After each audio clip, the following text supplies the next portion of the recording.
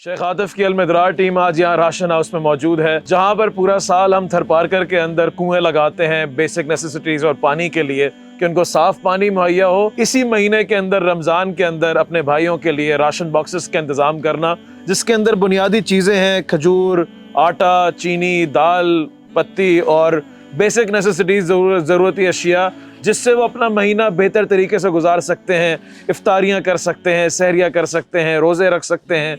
और जो महीना हमारे आम घरेलू सारिफीन के लिए मुश्किल होता है कि जहाँ पर अखराजात हर घर के बढ़ जाते हैं, लोग जो है इफ्तारियों के अंदर तरह तरह की डिशेस पकाकर खाते हैं, वहाँ पर हम इन भाइयों को ना भूलें कि जिनके लिए पानी का तो इंतज़ाम करते हैं, लेकिन उनको इस महीने के अंदर हम हरगिज़ नहीं भूलेंगे और ये राशन थर के उन इलाकों तक पहुँचाएंगे जहाँ पर दूर दराज इलाकों तक कोई नहीं पहुँच पाता, वहाँ मोबाइल सिग्नल्स भी नहीं आते।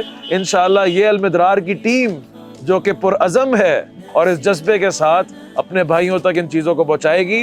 ये कौम की अमानत है और इंशाअल्लाह ये कौम तक हम पहुँचाते रहेंगे। शेख आतिफ का अज़म है कि हर गाँव के अंदर कोई घराना ऐसा ना हो थरपारकर के अंदर जहाँ पर राशन बॉक्स ना पहुँचे मदरार का।